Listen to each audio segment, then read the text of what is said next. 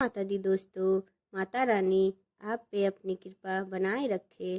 करवा चौथ की व्रत की कथा बहुत समय पहले की बात है।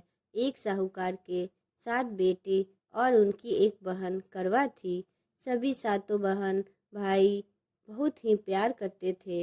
यहाँ तक कि वे पहले उसे खाना खिलाते और बाद में स्वयं खाते थे।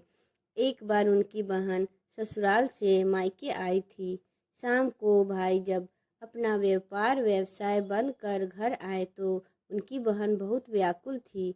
सभी भाई खाना खाने बैठे और अपनी बहन से भी खाने का आग्रह करने लगे, लेकिन बहन ने बताया कि उसका आज करवा चौथ का निर्जला व्रत है। वह खाना सिर्फ चंद्रमा को देखकर उसे अर्घ्य देकर ही खा सकती है। क्योंकि चंद्रमा अभी तक नहीं निकला है, इसलिए वह भूख से व्याकुल हो उठी। सबसे छोटे भाई को अपनी बहन की यह हालत देखी नहीं जा रही थी। वह दूर पीपल के पेड़ पर एक दीपक जलाकर चलने की ओट में रख देता है। दूर से देखने पर वह ऐसा प्रतीत होता है कि जैसे चतुर्थी का चांद उदित हो रहा हो। उसके बाद भाई अपनी बहन को बताता है कि चांद निकल आया है, तुम उसे अर्घ्य देने के बाद भोजन कर सकती हो। बहन खुशी के मारे सीढ़ियों पर चढ़कर चांद को देखती है और उसे अर्घ्य देकर खाना खाने बैठ जाती है। वह पहला टुकड़ा मुंह में डालती है तो उसे छींक आ जाती है।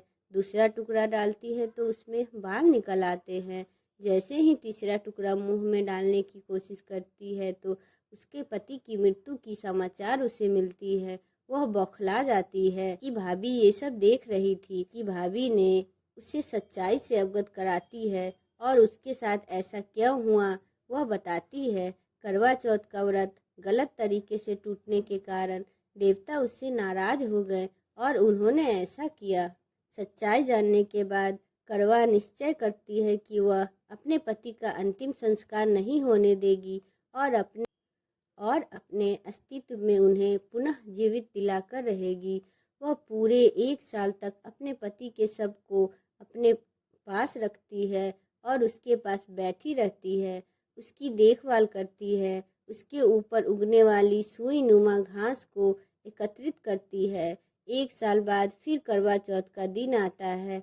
उसकी सभी भाभियाँ करवा चौथ का व्रत रखती है।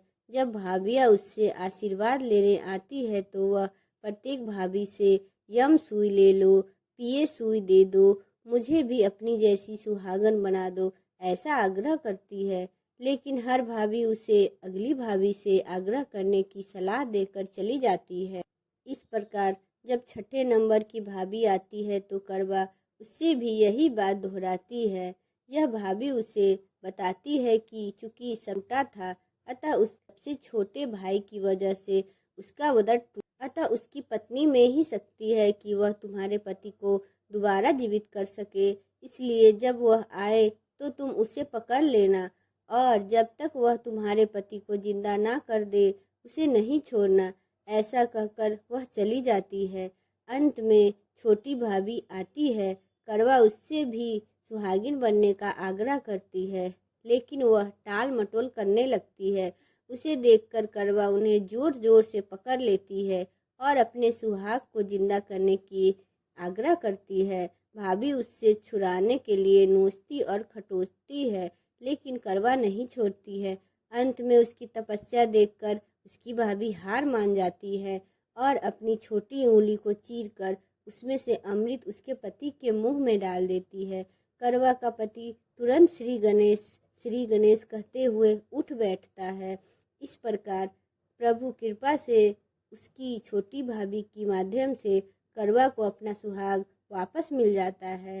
हे श्री गणेश, हे माँ गौरी, जिस प्रकार करवा को चीर सुहागन का वरदान आपसे मिला, वैसा ही सब सुहागनों को मिले।